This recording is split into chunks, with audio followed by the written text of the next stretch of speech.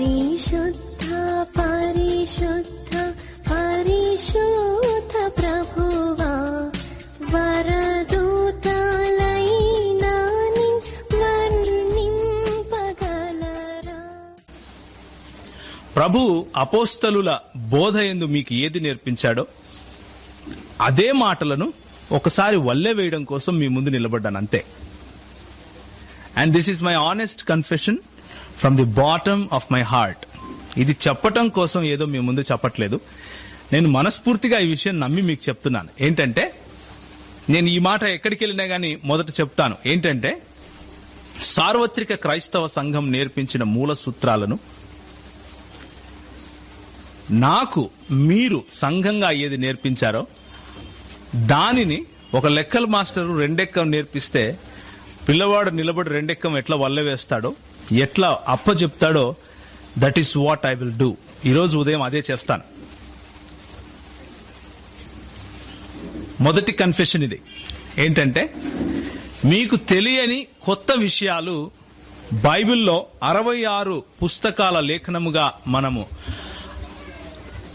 నమ్మే బైబిల్ గ్రంథంలో లేని విషయాలు నేను మీ దగ్గర పంచుకోను. అలా పంచుకుంటే నన్ను దయచేసి ఆపండి, నన్ను దయచేసి సరిచేయండి.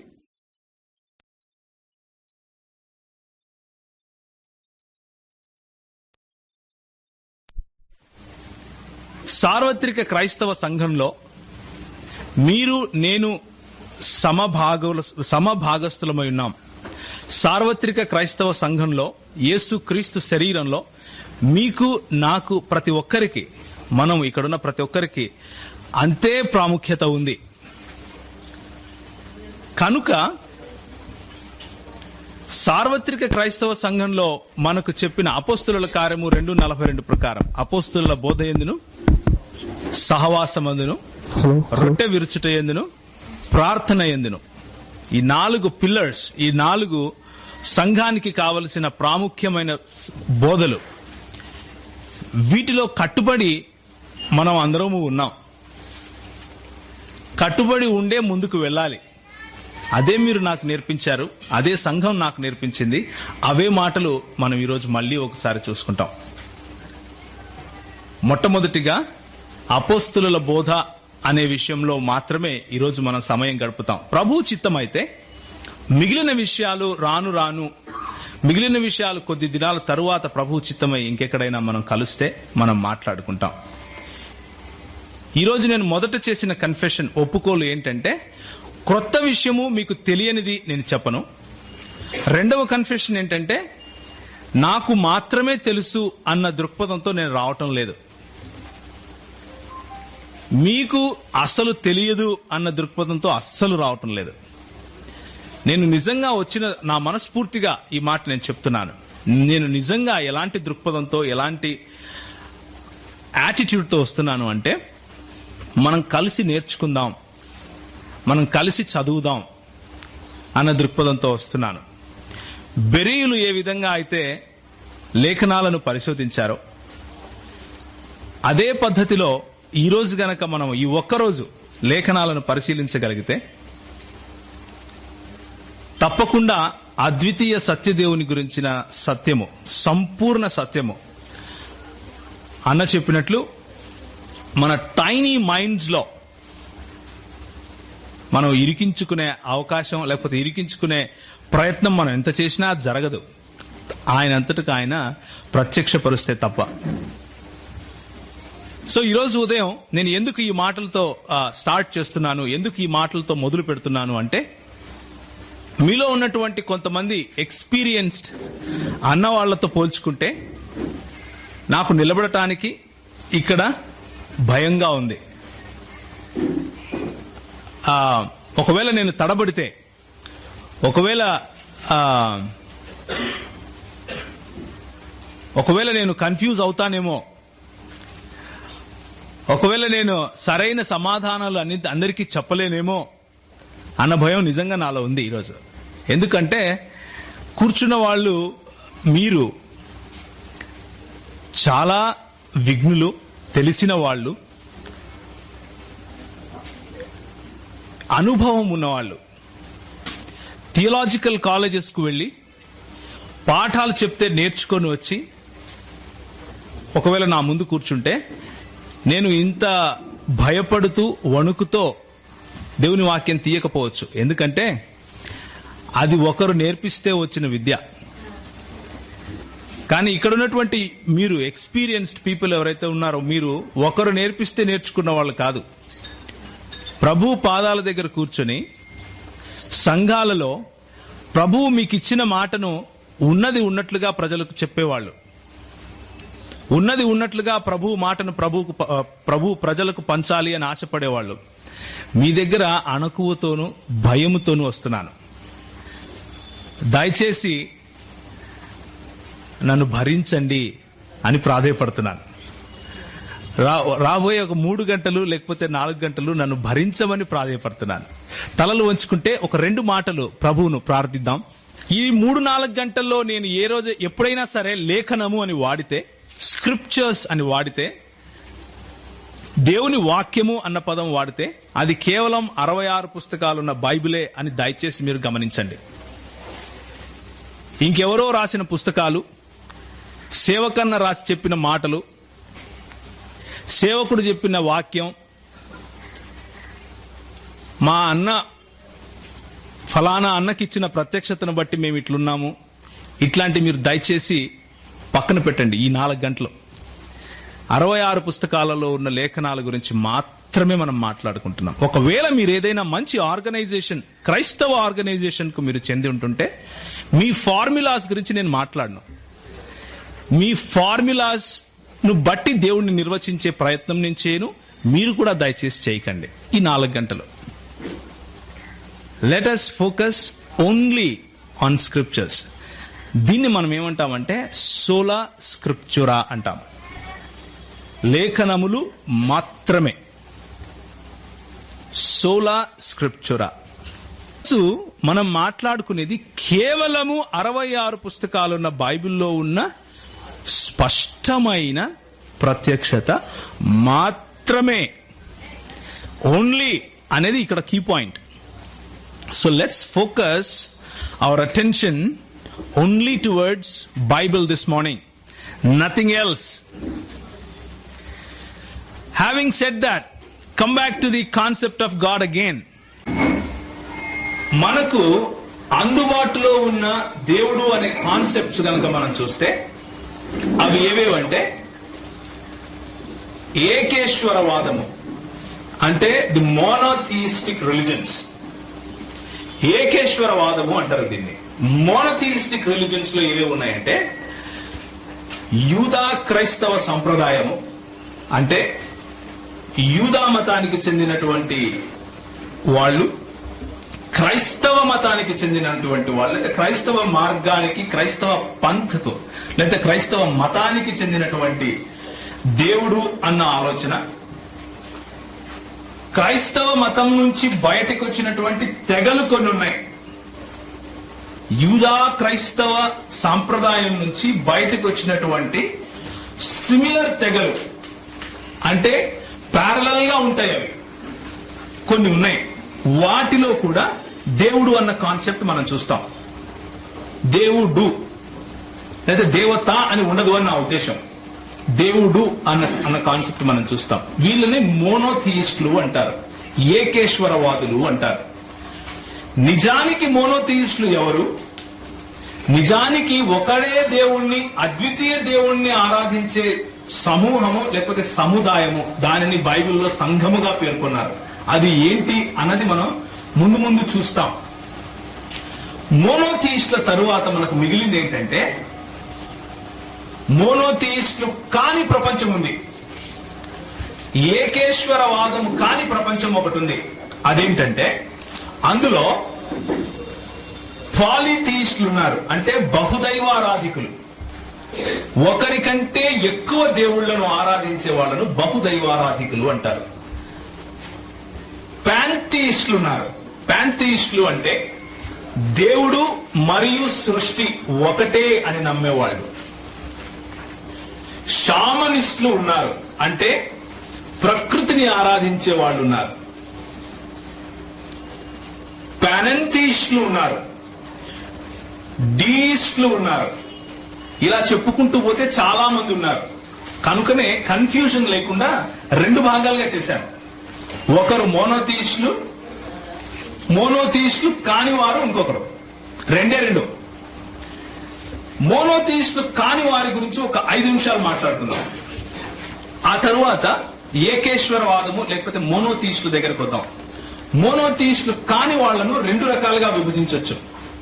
మొదటిది ఒక సృష్టికర్త లేకపోతే కర్తలు, తర్వాత సృష్టికర్తలు సృష్టి అనే దాన్ని పాలిథియిజం అంటాం. అంటే బహుదైవారాధన అంటాం. అంటే ఎక్కువ మంది దేవుళ్ళు ఉన్నారు, సృష్టి కూడా ఉంది. సృష్టి మరియు దేవుళ్ళ మధ్య వ్యత్యాసం ఉంది, వారిరువురు వేరు అని నమ్మేది పాలిథియిజం అంటే బహుదైవారాధన. సృష్టి అంటే సృష్టించిన వాడు మరియు సృష్టి 2 ఒకటే అనే దాన్ని పాంథియిజం అంటాం. మనము ఉదయం లేచినప్పటి నుంచి కర్నూల్లో బస్ స్టాండ్ దగ్గర టీ తాగి రాత్రికి ఇంటికి వచ్చి పడుకునేంత వరకు కూడా మనకు ఎదురయ్యే ప్రజల్లో ఈ 2 భాగాలు ఉంటాయి. వాళ్లకు తెలియకుండానే పాంథియిస్టులు ఉంటారు, వాళ్లకు మేము పాలిథియిస్టులము అని తెలియకుండానే పాలిథియిస్టులు ఉంటారు. ఉదాహరణకు చెప్తాను. మన హైందవ్యం, భారతదేశంలో ఉన్నటువంటి హైందవ్యాన్ని తీసుకుంటే ఒకటి ఫిలసాఫికల్ లేక తత్వానికి సంబంధించిన హైందవ్యం ఉంది, ఒకటి ప్రాక్టీస్ చేసే హైందవ్యం ఒకటి ఉంది. ఫిలసాఫికల్ లేక తత్వానికి సంబంధించిన హైందవ్యం ఏముంటుందంటే తత్వం అసి అంటుంది, నేనే ఆయనను అంటుంది. లేకపోతే అహం బ్రహ్మాస్మి అంటుంది, నేనే బ్రహ్మను అంటుంది. కొంచెం పైనుంచి వెళ్తా ఉందా? Let's talk little slow.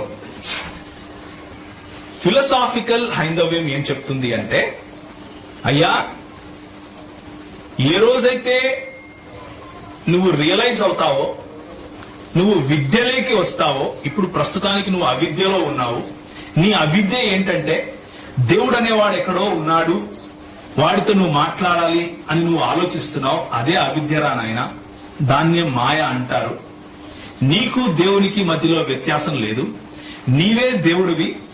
అది రియలైజ్ కావాలి అంటే కొన్ని మార్గాలు ఉన్నాయి, ఆ మార్గాలను పట్టుకొని వెళ్ళాలి. ఆ మార్గాలను పట్టుకొని వెళ్ళి నువ్వు ఎప్పుడైతే రియలైజ్ అవుతావో, నేనే బ్రహ్మన్ని, అఖండ కోటి బ్రహ్మాండ నాయకుడిని నేనే అని నువ్వు ఎప్పుడైతే అనుకుంటావో అదే మోక్షం అంటారు. దీనిని ఫిలసాఫికల్ హిందూయిజంగా చెప్పాలి. దీనినే పాంథియిజం అంటారు. అంటే you flow out of creator, you yourself are creator, because there is non duality అంటారు. అంటే అద్వైతం, ఇది ద్వైతం కాదు, 2 సపరేట్ బీయింగ్స్ లేవు, ఒకటే బీయింగ్ ఉంది. అద్వైతము అంటారు దీన్ని. ఒకటే, I'm flowing out of the creator, I myself I'm creator. దానికే సంస్కృతంలో వాడిన పదం ఏంటంటే అహం బ్రహ్మాస్మి. ఇప్పుడు ప్రాక్టీసింగ్ హిందూయిజం చూద్దాం. ఏంటంటే సైకిల్లో వెళ్తుంటాం, లేకపోతే మోటార్ సైకిల్లో వెళ్తుంటాడు, లెఫ్ట్ సైడ్ ఒక గుడి కనిపిస్తుంది, బ్రేక్ వేసి ఇట్లా అంటాడు, వెళ్ళిపోతాడు. రైట్ సైడ్ ఇంకొక బాబా కనిపిస్తాడు, బ్రేక్ వేసి వాడికి ముక్తాడు, వెళ్ళిపోతాడు. ఇది ఫిలసాఫికల్ కాదు, ఇది ప్రాక్టికల్. ఎందుకు ప్రాక్టికల్ అంటే ఆయన మైండ్ లో, ఆయన మనసుకు సంబంధించిన వరకు అందరూ దేవుళ్లే, అందరిలోనూ కొంచెం దైవత్వం ఉంది. కొందరు దేవుళ్ళు ఉన్నారు, కొందరు దేవతలు ఉన్నారు. అన్ని కూడా ఈ కాన్సెప్ట్ ఏమంటారంటే బహుదైవారాధన అంటారు. ఈ కాన్సెప్ట్ గ్రీక్ ఫిలాసఫీలో కూడా ఉంది. అంటే నూతన నిబంధన గ్రంథం రాయబడక ముందు గ్రీక్ ఫిలాసఫీ ఏదైతే ఉందో, గ్రీకు దేశస్థులు ఎవరైతే ఉన్నారో వాళ్ళు కూడా బహుదైవారాధన చేసేవాళ్ళు. వాళ్లకు కూడా ప్రతి ఒక్కదానికి ఒక్కొక్క దేవత, ఒక్కొక్క దేవుడు ఉండేవాడు. ఇది కొత్త కాదు.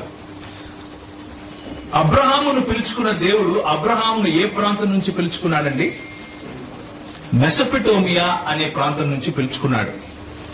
మెసొపొటేమియా అనే ప్రాంతము ఈ రోజు మనకున్నటువంటి భారతదేశానికి పైన లెఫ్ట్ హ్యాండ్ సైడ్ లో వరల్డ్ మ్యాప్ కనుక మీరు చూస్తే లెఫ్ట్ హ్యాండ్ సైడ్ లో ఇరాక్, ఇరాన్, సిరియా, కనాను ప్రాంతము అంటే ఇప్పుడున్న యెరూషలేము, ఆ తరువాత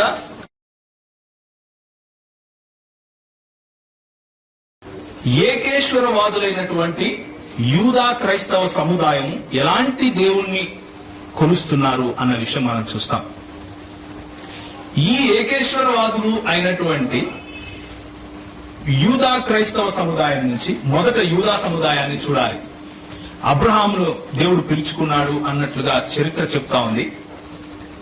ఆయన తన బహుదైవారాధనను విడిచిపెట్టి ఒకడే దేవుడున్నాడు, ఆయననే ఆరాధించాలి అని ఆశపడి ముందుకొచ్చాడు. ఊరు ప్రాంతం నుంచి ఆయన వెళ్లి కనాను దేశానికి ప్రవేశించాడు.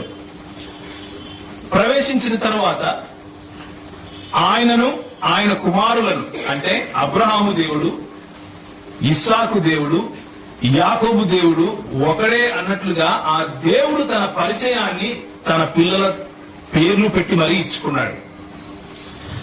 ఆ అబ్రహాము దేవుని గురించి ఈరోజు ఎక్కువ సమయం మనం గడుపుతాం. ఆ అబ్రహాము, ఇస్సాకు, యాకోబుల దేవుని గురించి మనం ఈరోజు ఎక్కువ సమయం గడుపుతాం. ఆ దేవుని దగ్గరికి రావడానికి ముందు నేను కొన్ని డూప్లికేట్స్ చెప్తాను. Let's talk about duplicates little bit. Okay, duplicates ఏంటంటే దేవుడు ఒకడే అని బైబిల్ చెప్తా ఉంది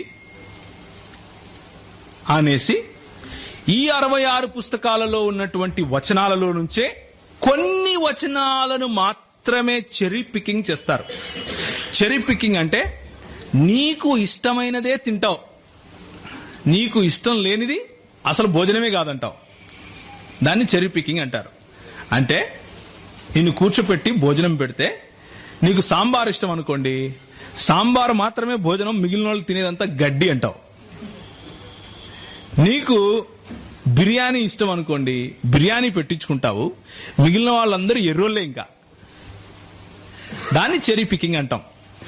అలా చేస్తూ కొన్ని తెగలు బయటకు వచ్చాయి. ఆ తెగలు ఏంటివంటే ఈ 66 పుస్తకాలలో ఉన్న కొన్ని గ్రంథాలను తీసేస్తారు, లేకపోతే మొత్తం గ్రంథాన్నే తీసేస్తారు, కానీ కాన్సెప్ట్ని పట్టుకుంటారు. లేకపోతే కొన్ని వచనాలను మాత్రమే తీసేస్తారు. అలాంటి వాళ్ళలోనే డీయిజం అనేది ఒకటి ఉంది. అంటే దేవుడు ఉన్నాడు, సృష్టించాడు, కానీ సృష్టించేసి వదిలేశాడు, దాన్ని ఇంక పట్టించుకోడు. దేవునికి ఆ సృష్టికి సంబంధం లేదు. ఇది అమెరికా దేశంలో పుట్టింది. ఇంకొక వాదం ఉంది, అదేంటంటే ఫైనైట్ గాడిజం, అంటే పరిమితులున్న దైవవాదం, పరిమిత దైవవాదము అంటారు దీన్ని. ఆ దేవునికి కొన్ని పరిమితులు ఉన్నాయి. బోర్ కొడుతోందా? తప్పదు, ఇది తెలుసుకోవాలి. సో అన్నిటికంటే పాపులర్, అన్నిటికంటే ముఖ్యమైన కొన్ని తెగలు ఉన్నాయి బయటకు వచ్చినటివి. అవేంటివి అంటే నేను మీకు ఒక స్లైడ్ చూపిస్తాను, దాన్ని చూడండి. అందులో ఉన్న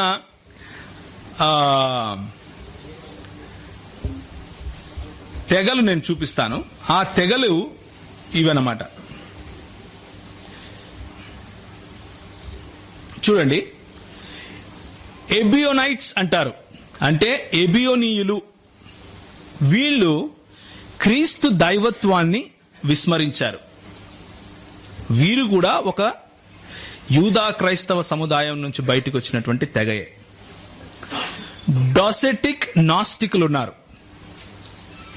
వాళ్ళు ఆయన దైవత్వాన్ని మాత్రమే చెప్పారు, కానీ ఆయన మనుష్యుడు కాదు అన్నారు. ఎవరు? యేసుక్రీస్తు. ఏరియన్లు ఉన్నారు. ఏరియన్లు అనేవాళ్ళు ఈరోజు పేరు మార్చుకొని యెహోవా సాక్షులయ్యారు. వాళ్ళేమంటారంటే యేసుక్రీస్తు ఒక చిన్న దేవుడు అంటారు. ఓకే. మోనోఫిజైట్లు ఉన్నారు. వాళ్ళేమంటారంటే యేసుక్రీస్తు దేవుడే, కానీ ఆయనలో కొంచెము మానవత్వం అక్కడక్కడ ఉంది అంటారు. కొంచెం మానవత్వం అంటే పూర్తిగా లేఖనాలను ఉన్నట్లుగా తీసుకోము వీళ్ళెవరు కూడా. మరియమైట్లు అంటే మరియమ్మను మిగిలిన వాళ్ళను కూడా దేవుళ్ళుగా చేసుకునే వాళ్ళు మిగిలిన వాళ్ళు. సో ఇది మీరు రాసుకుంటాను అంటే మీరు రాసుకోండి, నేను ఆపను. ఎందుకంటే మీ చేత్తో రాసుకున్నటువంటి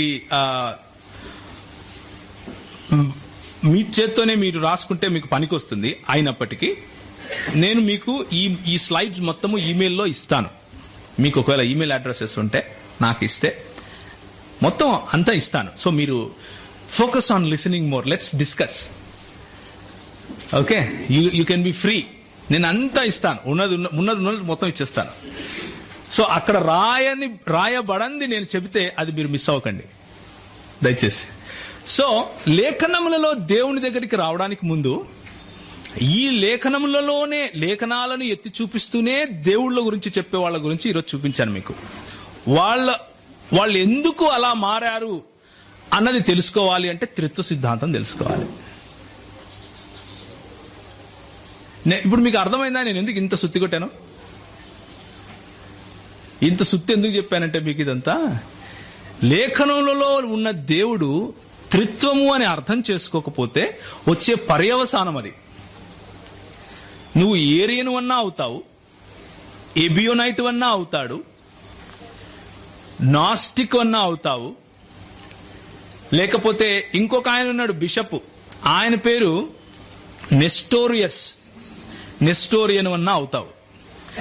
ఆ నెస్టోరియస్ సంఘము బయటకు వచ్చిన తర్వాత సార్వత్రిక క్రైస్తవ సంఘం నుంచి ఈరోజు ఏమైపోయింది తెలుసా? ఇస్లాం అని పేరు పెట్టారు దానికి. మెజారిటీ దేశాలు టర్కీ దగ్గర నుంచి అరేబియా వరకు అన్ని నెస్టోరియన్ చర్చెసే ఉండేటివి. అందరు క్రైస్తవులు నెస్టోరియన్ తెగకు చెందిన వాళ్లే ఉండేవాళ్ళు మెజారిటీ. ఈరోజు మనకి ఇక్కడ బాప్టిస్టు, సిఎస్ఐ, మెథడిస్ట్ లాంటి సంఘాలు ఎలా ఉన్నాయో అలాగే నెస్టోరియన్ చర్చెస్ ఉండేటివి. వాళ్ళందరూ ఏమయ్యారంటే ఇస్లాంను పుచ్చుకున్నారు. So the importance of the concept of God, దేవుడు అన్న ఈ అంశానికి ఉన్న ప్రాముఖ్యతను గురించి మీకు చెప్తున్నాను. దేవుడు అన్న అంశానికి ఉన్న ప్రాముఖ్యత ఏంటంటే మన ప్రామాణిక క్రైస్తవ మూల విశ్వాసాలు కొన్ని ఉన్నాయి మనకి. ఈ మూల విశ్వాసాలు లేని వాడిని క్రైస్తవుడు అని మనం పిలవము. వాళ్ళను వాళ్ళు పిలుచుకోవచ్చు కానీ మేము క్రైస్తవులమే అని సర్టిఫికెట్లు కూడా తెచ్చుకోవచ్చు కానీ, గవర్నమెంట్ వాళ్ళను సర్టిఫికెట్ ఇవ్వచ్చు కానీ క్రైస్తవ సంఘము వాళ్ళను క్రైస్తవులుగా గుర్తించదు. ఎందుకు గుర్తించదు అంటే ఇవి కారణాలు. మనము ఒక దేవుణ్ణి నమ్ముతాం, అద్వితీయుడైన దేవుణ్ణి నమ్ముతాం. ఆయన తండ్రి, కుమార, పరిశుద్ధాత్మలుగా తన ఉనికిని చాటుకున్నాడు అని నమ్ముతాం. యేసుక్రీస్తుకు పోవడానికి ముందు మానవుడు సంపూర్ణంగా పతనమైపోయాడు పాపంలో అని నమ్ముతాం. ఆ పతనమైన మానవుడిని రక్షించటం కోసం దేవుడే కన్య గర్భాన పుట్టాడు అని నమ్ముతాం. ఆ క్రీస్తు పరిశుద్ధుడని, ఆయనలో ఏ పాపము లేదని, ఆయన దేవుడని నమ్ముతాం. ఎందుకు నమ్ముతాము? నేను చెప్తున్నాను కాబట్టి కాదు, లేఖనం చెప్తుంది కాబట్టి. అది ఎందుకు అన్నది మనం నెక్స్ట్ సెషన్స్ లో చూసుకుంటాం. ముందు మీకు ఒక ఫౌండేషన్ ఇస్తున్నాను. వీళ్ళను క్రైస్తవులము అంటాం మనం. యేసుక్రీస్తు సంపూర్ణంగా దేవుడు అని నమ్మినంత మాత్రాన సరిపోదు.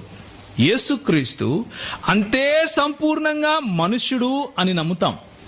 లేకపోతే మానవ పతనాన్ని అర్థం చేసుకునేవాడు కాడు.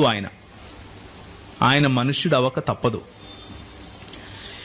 ఏ యోగ్యత లేని నిన్ను నన్ను దేవుడు ఎన్నుకున్నాడని, విశ్వాసం ద్వారా మనను రక్షించాడని, క్రీస్తు పాప పరిహారార్థ బలిగా తన దేహాన్ని పెట్టాడని, ప్రాణం పెట్టాడని, సశరీరుడై తిరిగి లేచాడని, సశరీరుడై ఆయన తిరిగి తండ్రి వద్దకు వెళ్ళాడని, అదేవిధంగా ఆయన ఇప్పుడు యాజకత్వం చేస్తున్నాడని, యాజకత్వం చేస్తూ నీకోసం నా కోసం మధ్యవర్తిత్వం చేస్తున్నాడు, ప్రార్థిస్తున్నాడు అని. ఆ ప్రార్థించే యేసు తీర్పు తీర్చటానికి తిరిగి రాబోతున్నాడని, తిరిగి రాబోయిన తరువాత లేఖనాలు పరిపూర్ణంగా సంపూర్ణమైపోతాయని, ఉన్నది ఉన్నట్లుగానే లేఖనాలు మనకు వివరిస్తున్నాయి. ఇది మన క్రైస్తవ విశ్వాసం. ఈ పునాదికి బయట ఉన్న వాళ్ళని మనము క్రైస్తవులు అని పిలవలేం. అన్నిటికంటే ముఖ్యంగా it all starts or it all boils down to one point. ఏంటంటే దేవుని ఏకత్వం, ఆ దేవుని ప్రత్యక్షత అయిన త్రిత్వం. దేవుని ఏకత్వము, ఆ దేవుని ప్రత్యక్షత అయిన త్రిత్వం. ఈ రెండు కాన్సెప్ట్స్ లో ఏ ఒక్కదాన్ని విస్మరించినా కింద మిగిలిన 14 పాయింట్స్ కూడా యూ హ్యావ్ టు డినై. నువ్వు వాటిని విస్మరించక తప్పదు. మొదటి 2 పాయింట్స్ లో ఏ ఒక్కదాన్ని విస్మరించినా మిగిలిన 14 పాయింట్స్ లో దేన్ని నువ్వు పట్టుకోలేవు. అది ఎట్లా నేను చెప్తా తర్వాత. But this is the truth. అందుకు ఈ కాన్సెప్ట్ ముఖ్యం. కాబట్టి దేవుడు అన్న సత్యము, దేవుడు ఎందుకు తనను తాను అలా చెప్పుకున్నాడు అన్న సత్యం మనం తెలుసుకోవాలి. ద్వితీయోపదేశ కాండము 6వ అధ్యాయం 4వ వచనం. దయచేసి ఎవరైనా సరే తెలుగు భాషలో గట్టిగా చదవండి. అందరికీ వినపడే విధంగా చదవాలి. పెద్దలు ఉన్నారు, పాస్టర్ గారులు ఉన్నారు. దయచేసి మీరు వేరే వాళ్లకు చదవటానికి అవకాశం దయచేయండి. మిమ్మల్ని గౌరవించడానికి మాకు అవకాశం దయచేయండి. ఇశ్రాయేలు వినుము, మన దేవుడైన యెహోవా అద్వితీయుడగు యెహోవా. చాలన్నా. మన దేవుడైన యెహోవా అద్వితీయుడైన యెహోవా. ఇదే మాట నిర్గమకాండము 20వ అధ్యాయంలో మనం చూస్తాం. ఆ అద్వితీయుడు అన్న మాటకు వివరణ ఇస్తూ ఏమంటాడంటే, దేవుడు వేరొక దేవుడు నీకు ఉండకూడదు అంటాడు. అద్వితీయుడు అంటే వేరొకడు లేనివాడు, అలాంటి వాడు ఇంకొకడు ఉండడానికి వీలు లేదు అని చెప్పటం. There is no one like him. వేల్పులలో నీ వంటి వాడెవడు అని చెప్పాలి అంటే ఆయనకు సమానమైన, ఆయనకు సరిపోల్చుకునే, ఆయన వంటి, ఆయన లాంటి, ఇంకా ఎలాంటి అయినా చెప్పుకోండి మీరు, ఉండవు. ఇంక్లూడింగ్ ఆయన సృష్టి. Let me repeat it again. అద్వితీయుడు అన్న మాటకు అర్థం ఏంటంటే ఆయన వంటి, ఆయన లాంటి, ఆయన సంపూర్ణత ఏ విధంగా ఉందో ఆ పోలికలో. మీకు క్వశ్చన్ వచ్చి ఉంటుంది, మరి దేవుడు నన్ను ఆయన పోలికలో చేశాడు కదా. I will give you the answer. అందుకనే ఆయన సంపూర్ణతను పోలినటువంటి పోలికలో ఏదీ లేదు, ఇంక్లూడింగ్ మ్యాన్ అండ్ క్రియేషన్. సృష్టి కాని, మనిషి కాని, జంతువు కాని, చెట్టు కాని, పుట్ట కాని, ఎగిరేది కాని, నీళ్లలో ఉండేది కాని ఎక్కడా లేదు, ఏది లేదు. మొదటి ఆజ్ఞ ఏంటండి మనకు 10 ఆజ్ఞల్లో? నీకు దాని తర్వాత డిస్క్రిప్షన్ ఇస్తాడు ఎక్కడెక్కడ ఉండకూడదు అని. ఎక్కడెక్కడ ఉండకూడదు? ఆకాశంలో గాని, భూమి మీద గాని, నీళ్ల కింద గాని, చచ్చిపోయినా గోరీలు కట్టుకున్నా ఉండడానికి వీలు లేదు. That is what it means to be a unique God, one of it's kind, one of his kind. అలాంటి వారు, ఆయనను పోలిన, ఆయనకు సమానమైన ఇంకొక జీవి, ఇంకొక ప్రాణి, ఇంకొక దేవుడు, ఇంకొక మనిషి, ఇంకొక సృష్టి ఏది లేదు. ఇంకొక దేవుడు కూడా లేడు. ఇంకొక దేవుడు కూడా లేడు. 1 కొరింథీ 8:4 ఇదే మాట నూతన నిబంధన గ్రంథంలో నుంచి కూడా మనం చూస్తాం. మనకు దేవుడు ఒకడే, వేరొక దేవుడు లేడు. ఈ ఒకడే అన్న మాటను మనం కొంచెం ఆలోచించాలి. హెబ్రీ భాషలో దీన్ని ఎలా పలుకుతారు అంటే షమా ఇస్రాయిల్ యాహ్వే ఎలోహిను యాహ్వే యఖాద్ అని పలుకుతారు. ఇస్రాయేలు వినుము, నీ దేవుడైన యెహోవా అద్వితీయుడగు యెహోవా అని పలుకుతారు. తెలుగు భాషలో ఎవరు దీన్ని తర్జుమా చేశారో తెలియదు, కానీ ఆయన కనిపిస్తే ఆయనకు ఇట్లా దండం పెట్టాలనుంది. ఎందుకు అంటే అక్కడ ఒకడే అని రాయకుండా అద్వితీయుడు అని రాశాడు. ఆయనకు మనస్ఫూర్తిగా కృతజ్ఞతలు చెప్పాలనుంది. ఎందుకు అంటే హెబ్రీ భాషలో వాడినటువంటి అక్కడ అద్వితీయుడు అన్న చోట వాడిన పదము ఎఖాద్ అంటారు. ఎఖాద్ అన్న పదానికి ఎందుకు ఒకడే అని వాడకూడదు నెక్స్ట్ సెషన్లో చూద్దాం. నెక్స్ట్ సెషన్లో మనం చూస్తాం ఎందుకు మనం ఎఖాద్ అన్న పదానికి ఒక్కడే అని రాయకూడదు, ఒక్కడే అని రాస్తే వచ్చే సమస్య ఏంటి అన్న విషయాన్ని మనం నెక్స్ట్ సెషన్లో చూస్తాం. ప్రస్తుతానికి మనం ఏం చూస్తామంటే దేవుని గుణ లక్షణాలను చూస్తాం. ఏ కాన్సెప్ట్ అయితే దేవుడు అన్న ఈ అంశము మనకున్నటువంటి పరిధిలో, మన పరిధి ఏంటి? లేఖనమే మన పరిధి. లేఖన పరిధిలో ఆయన తనను తాను ఏ విధంగా బయలుపరుచుకున్నాడు, ఏ విధంగా ప్రత్యక్షపరుచుకున్నాడు అన్న విషయాన్ని గమనించి చూద్దాం. 2 గుణ లక్షణాలతో ఆయనను మనం అర్థం చేసుకునే ప్రయత్నం చేద్దాం. మొదటిది నైతిక గుణ లక్షణాలు, రెండవది నైతికము కాని నిస్తరమైన, లేకపోతే నైతికేతర. నిస్తరము అంటే అబ్సల్యూట్, ఆయనకు తప్ప ఇంకొకరికి అంటనివి, ఆయనకు తప్ప ఇంకొకరికి మనము చెప్పలేనివి, ఆయనకు తప్ప ఇంకొకరికి మనము ఆపాదించలేని గుణాలు. అవి ఏంటి అంటే ఆయన అనంతుడు, అంటే ఆయన ఇన్ఫైనైట్ గాడ్, అన్లిమిటెడ్ గాడ్. ఆయన స్వయంభూ అయి ఉన్నాడు, స్వయంభవుడు అంటే సెల్ఫ్ ఎగ్జిస్టింగ్, అన్క్రియేటెడ్, అన్కాజ్డ్. ఆయన మార్పు లేనివాడు. He is unchangeable. అన్చేంజబుల్ అంటే ఎప్పటికీ ఆయనలో మార్పు రాదు. నిన్న మార్పు లేదు, ఈరోజు మార్పు ఉండదు, రేపు మార్పు రాదు.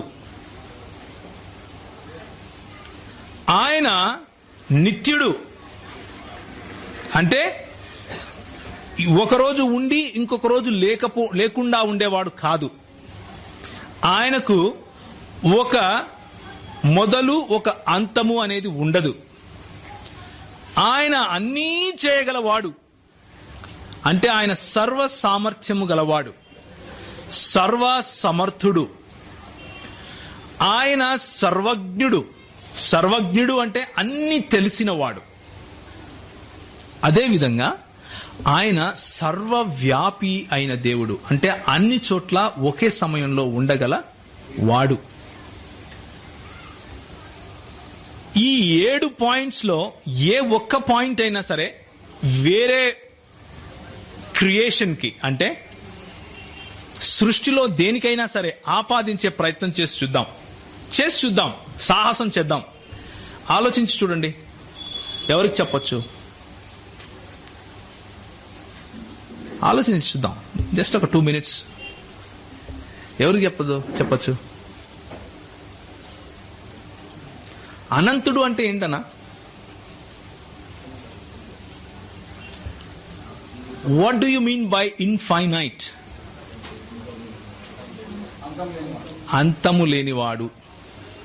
ఓకే, అంతము లేనిది అనంతమా? అంటే ఉదాహరణకి ఈరోజు ఏదైనా ఒకటి మొదలైంది అనుకోండి, దానికి ఇంకా అంతం లేకుండా అయిపోయింది అనుకోండి, అది అనంతం అయిపోతుందా? అనంతుడు అంటే మొదలు కూడా ఉండకూడదు.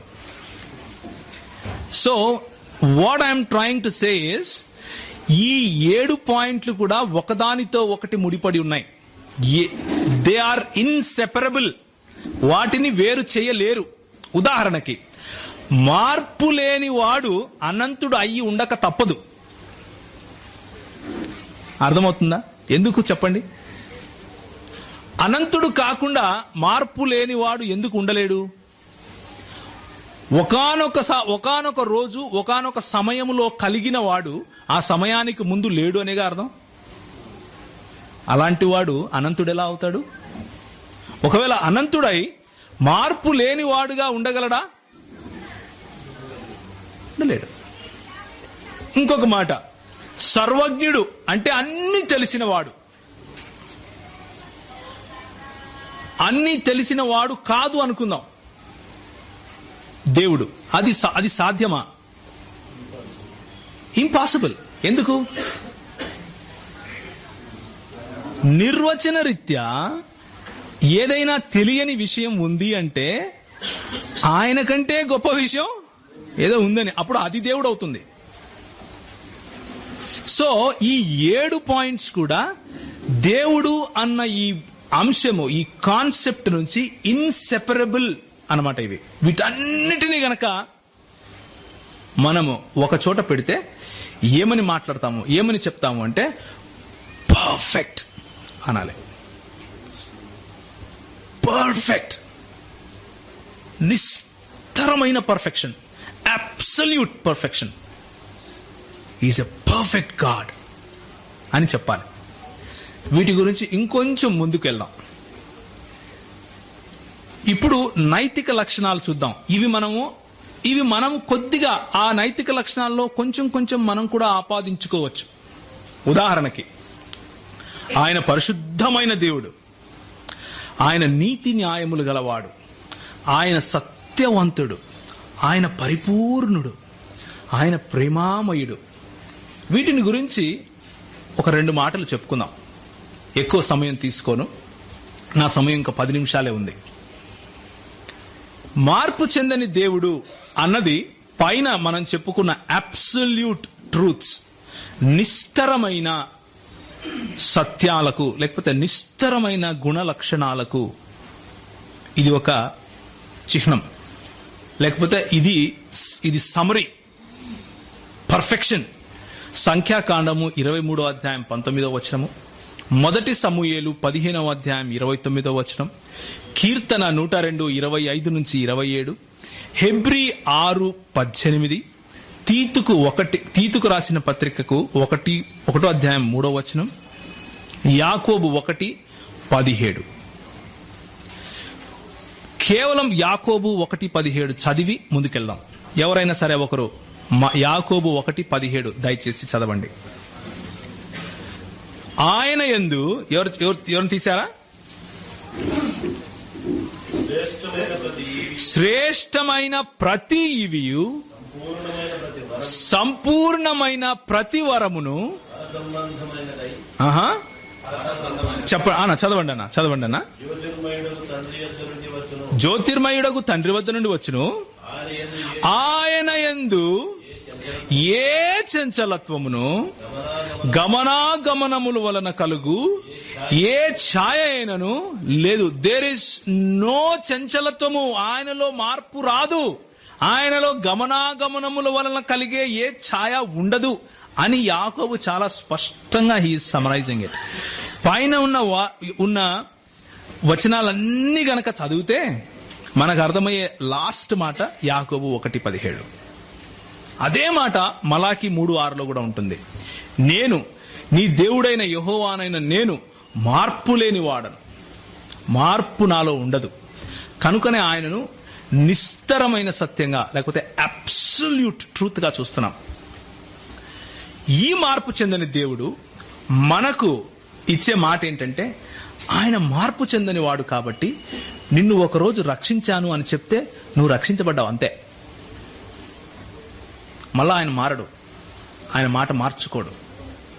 That is the confidence a Christian can have in his God. క్రైస్తవుడు తన దేవుని పైన ఇంత బలంగా ఆధారపడగలుగుతాడు. ఎందుకు అంటే ఆయనలో మార్పు ఉండదు కాబట్టి. నిన్న ఆయన మిమ్మల్ని ప్రేమించి రేపు మిమ్మల్ని ద్వేషించేవాడు కాదు. అర్థమవుతుందా ఎందుకు ఇది ఇంపార్టెంట్? నిన్న ఆయనకు నీ కష్టాలు తెలుసు, ఈరోజు మర్చిపోడు. ఎందుకంటే ఆయనలో మార్పు లేదు, మార్పు రాదు. మనము ఒకవేళ ఇలా అనుకుంటూ ఉంటారు, గట్టిగా ప్రార్థన చేస్తే దేవుడు మారుతాడు రా అని. దేవుడు మారడు, మనల్ని మార్చేస్తాడు దేవుడు గట్టిగా ప్రార్థన చేస్తే. మనం ఎందుకు ప్రార్థన చేస్తాం? క్వశ్చన్ చేస్తూ ఉంటారు, మరి దేవుడు మార్పు లేని వాడైతే ప్రార్థన ఎందుకు చేస్తావా?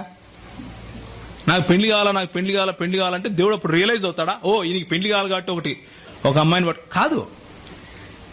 నువ్వు ప్రార్థన చేసేటప్పుడు దేవుడు నిన్ను తయారు చేస్తాడు. He prepares you. ఆయన మార్పుకు లోనవుడు, నిన్ను మారుస్తాడు. అది ఆయనలో ఉన్న గొప్పతనం. అందుకనే నిరంతరము ప్రతి విషయంలోనూ ఆయన పైన ఆధారపడటానికి ఆయనలో ఉన్న నిస్తర గుణాలే కారణం. ఇప్పుడు మనం నైతిక గుణలక్షణాలు గనక చూసుకుంటే, మొట్టమొదటిగా మనం అర్థం చేసుకోవాల్సింది ఏంటంటే, దేవుడు ఏదో ఒక ఫోర్స్ కాదు. ఫోర్స్ అంటే ఒక కరెంటుకు ఒక స్విచ్ చేసామనుకోండి, ఫ్యాను తిరుగుతుంది. కరెంటుని ఏమంటాం? పవర్, ఫోర్స్ అంటాం, అవునా? ఆ ఫోర్స్ని నడిపించడానికి కరెంటుకు స్విచ్ చేసేవాడు కావాలి, వేసేవాడిని వ్యక్తి అంటాం, అవునా? So that's the difference.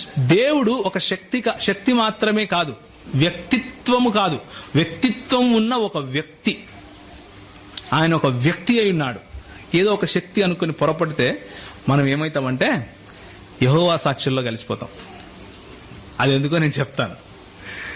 Okay, దేవునికి ఒక మనసు ఉంది, ఆయనకు ఒక చిత్తం ఉంది, ఆయనలో భావనలు ఉన్నాయి. మనసు ఉంది అంటే ఆయన ఆలోచించగలవాడు. ఆయన క్లిష్టమైన డిజైన్స్ చేయగలవాడు. అంటే మన సృష్టిని చూస్తే మనకు తెలిసిపోతుంది. దీన్ని ఆంటలాజికల్ ఆర్గ్యుమెంట్ అంటారు. అదేవిధంగా ఆయనకు చిత్తం ఉంది అంటే ఆయన కొన్ని చాయిసెస్ చేసుకోగలుగుతాడు. నేను ఇది చెయ్యను, నేను ఇది చేస్తాను అన్న నిర్ణయాలు తీసుకోగలవాడు. అదేవిధంగా ఆయనను మీరు బాధ పెట్టచ్చు, సంతోష పెట్టచ్చు. ఆయనకు భావనలు ఉన్నాయి. కాబట్టి మనము దేవుణ్ణి యూదా క్రైస్తవ సముదాయము ఒక వ్యక్తిగా చూస్తూ ఉంది. యూదా క్రైస్తవ సముదాయం చెప్పే ఈ లేఖనాలు దేవుణ్ణి ఒక వ్యక్తిగా చూస్తున్నాయి. ఆయనకు మంచి తెలుసు, మంచిని ప్రేమిస్తాడు, మంచినే ఎన్నుకుంటాడు. ఆయనకు మంచి తెలుసు, మంచిని ప్రేమిస్తాడు, మంచినే ఎన్నుకుంటాడు. ఇది ఎందుకు ఈ మాట నేను చెప్తున్నాను అంటే, ఆయన మంచినే ఎన్నుకొని తీరాలి. మంచిని కాని దానిని ఎన్నుకుంటే నిర్వచన రీత్యా ఆయన దేవుడు కాకుండా పోతాడు. Absolute true God absolute good అయి ఉండాలి. అబ్సల్యూట్ గుడ్ కాకపోతే మానవులకు కూడా అది తప్పు అని తెలుస్తూ ఉంటే ఆయన దేవుడు ఎలా అవుతాడు అన్న ప్రశ్న వస్తుంది. కాబట్టి దేవుడు నిర్వచన రీత్యా by his own definition he has to be all good, మంచివాడై ఉండాలి. ఓకే, కనుక దేవుడు సర్వ సృష్టిలో ఉన్న మాలిన్యానికి, ఆదాము చేసినటువంటి పాపానికి, వీటన్నిటికీ అతీతుడై ఉన్నాడు. ఆయన పరిశుద్ధుడై ఉన్నాడు. అది లేఖన సారాంశంలో మీరు నిర్గమాకాండం 15వ అధ్యాయం 11వ వచనంలో చూడొచ్చు. లేవీకాండము 11వ అధ్యాయం 45వ వచనంలో చూడొచ్చు. అదేవిధంగా యెషయా 5:16లో కూడా చూడొచ్చు. దేవుడు పరిశుద్ధమైన వాడు. దాన్ని బట్టి మనకు అర్థమయ్యేది ఏంటంటే, ఆయన పరిశుద్ధుడు కాబట్టి సంఘములో ఉన్న మనల్ని పరిశుద్ధులుగా అవ్వమంటున్నాడు. ఆయనే పరిశుద్ధుడు కాకపోతే మనల్ని కూడా పరిశుద్ధమైన జీవితాలను జీవించు అని చెప్పడానికి అవసరం లేదు. దొరికినట్టు కాల్చండి అని అనగలుగుతాడు. మీ పవిత్ర మాసం అయిపోయిన వెంటనే దొరికినట్టు నరకండి అంటాడు. అలా అనడం లేదు మన దేవుడు. అంటే ఆయన పరిశుద్ధుడు కాబట్టి. పరిశుద్ధత అక్కడితోనే ఎండ్ అవ్వదు. పరిశుద్ధతలో న్యాయం ఉండి తీరాలి, నీతి ఉండి తీరాలి. నీతి లేని దాన్ని పరిశుద్ధతగా మానవులే ఒప్పుకోరు. దేవుడు ఎలా ఒప్పుకుంటాడు? నైతికతకు ఉన్న పతాక స్థాయి, నైతికతకు ఉన్న చరమ స్థాయి దేవుడు. అంటే యూదా క్రైస్తవ సముదాయంలో, అంటే ఈ 66 పుస్తకాల లేఖనంలో తప్ప ఇంకెక్కడ కూడా నైతికతకు స్టాండర్డ్ కనపడదు. వేరే ఏ రకమైన థాట్, అంటే ఏ రకమైన ఆలోచనకు వెళ్ళినా కానీ, ఉదాహరణకు తీసుకోండి, సృష్టికర్త నేనే అని చెప్పుకునే ప్యాంథియిజంలో మంచి చెడులను ఎవరైనా చెప్పగలుగుతారా? చెప్పలేరు. ఎందుకు? అవన్నీ కూడా మాయ, మోహం. అదంతా మాయ నాయన. మంచి లేదు, చెడు లేదు, అంతా దేవుడే. అలాగే బహుదైవ ఆరాధన అనుకోండి, ఎక్కువ మంది దేవుళ్ళు ఉండే చోట చెడుకు ఒక దేవుడు ఉంటాడు, మంచికి ఒక దేవుడు ఉంటాడు. సో చెడు చేసే దేవుడు చేసేది తప్పు అని చెప్తే కాదు, దేవుడు చేసిన లీల అది. ఏంటది? లీల. మంచి చెడులకు నిర్వచనం ఇవ్వాలి అంటే యూదా క్రైస్తవ సమాజం చెప్పే దేవుడి దగ్గరికి రాక తప్పదు. You will have to assume. దేవుడు లేడు అని చెప్పేవాడు ఉంటాడు ఒకడు, వాడిని మనం నాస్తికుడు అంటాం. అది కూడా ఒక మతమే. ఆ మతంలో నుంచి కూడా మంచి చెడులను ఎవరు చెప్పలేరు. ఎందుకు అంటే ఇది మంచి అని చెప్పాలి, ఇది చెడు అని చెప్పాలి అంటే దేవుడు తప్ప వేరే స్టాండర్డ్ చూపించలేడు. ఎక్కడి నుంచి వచ్చింది మంచి చెడు అంటే ఆన్సర్ ఉండదు. యూదా క్రైస్తవ సమాజం చెప్పే దేవుని దగ్గరికి వస్తే ఆ మంచి చెడులకు నాంది పునాది ఆయనే అని లేఖనం చెబుతుంది. దీని మీద ఏదైనా క్వశ్చన్ ఉంటే తర్వాత నన్ను అడగండి. సో ఆయన నీతి న్యాయము గలవాడు, ఆయన రోషము గల దేవుడు. నిర్గమాకాండము 34:14, యెహెజ్కేలు 39:25. ఆయన పరిపూర్ణతలో నివసించే దేవుడు. దేవుడు పరిపూర్ణుడు. ఆయన ఉనికి యందు గాని ఏది తక్కువగా లేదు. He's self sufficient. ఆయన పరిపూర్ణుడు కాబట్టి ఆయన యందు నిరీక్షించే మనము ఒకానొక రోజు ఏమవుతాం? పరిపూర్ణులమవుతాం. ఆయనలో యథార్థత ఉంది. ఆయన తప్పులు చెప్పడు, ఆయన అబద్ధాలు చెప్పడు. నేను అబద్ధాలు చెప్పటానికి మనుషుణ్ణి కాదు అని ప్రభు చెప్తాడు. యథార్థవంతుడు మన దేవుడు. వీటన్నిటినీ గనక, అంటే ఈ నైతిక స్టాండర్డ్స్ అన్నిటిని మనం సమ్మరైజ్ చేయాలి అంటే, ఒక సారాంశం ఇవ్వాలి అంటే దానికి ప్రేమ అని పేరు పెట్టాలి. సర్వంలోనూ మంచితనం అన్నదానికి ప్రేమ అని పేరు పెట్టాలి. సో మన దేవుడు ప్రేమించే దేవుడు గనుక మనకు ఆయన ప్రేమను నేర్పుతాడు, ప్రేమించాలి అని చెబుతాడు. ఇప్పుడు ఈ 2 నిమిషాలు మీ మెదడుకు ఒక మేత పెట్టేసి వదిలేస్తాను. టీ బ్రేక్ సమయంలో వీటిని గురించి ఆలోచించండి. నెక్స్ట్ సెషన్కి వచ్చినప్పుడు ఇది ఎలా సాధ్యం అని మీరే ఆలోచించండి. ఒక పక్క పర్ఫెక్ట్ దేవుడు ఉన్నాడు, అంటే నిస్తరమైన అబ్సల్యూట్ ట్రూ గాడ్ ఉన్నాడు. ఇంకొక పక్క ప్రేమకు ప్రతీకగా ఉన్నాడు. పతాక స్థాయిలో ఆయన ప్రేమ ఉంది. ఆయన హీఈస్ ఎ జస్ట్ గాడ్. ఆయన న్యాయమైన దేవుడు. ఆయన పాపాన్ని చూస్తే నేను సహించను అని చెప్పే దేవుడు. యథార్థవంతుడు, అంటే నిజం చెప్తున్నాడు. At the same time he's all powerful, all knowing. He can be here and in heaven at the same time. ఇలాంటి నిస్తరమైన విలువలు ఉన్నాయి. నైతికతలోనూ పతాక స్థాయి ఆయనదే.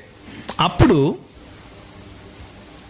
ఆలోచించి చూడండి, ఒకానొకప్పుడు ఒకవేళ దేవుడు ఒంటరివాడైతే, ఒంటరివాడు అంటే దేవునిలో బహుళత్వం లేకపోతే, త్రిత్వము కాకపోతే, ఒకానొక సమయంలో హీ ఈస్ పర్ఫెక్ట్, ఆయన అన్నిట్లోనూ self sufficient, and he is all loving. Is it possible?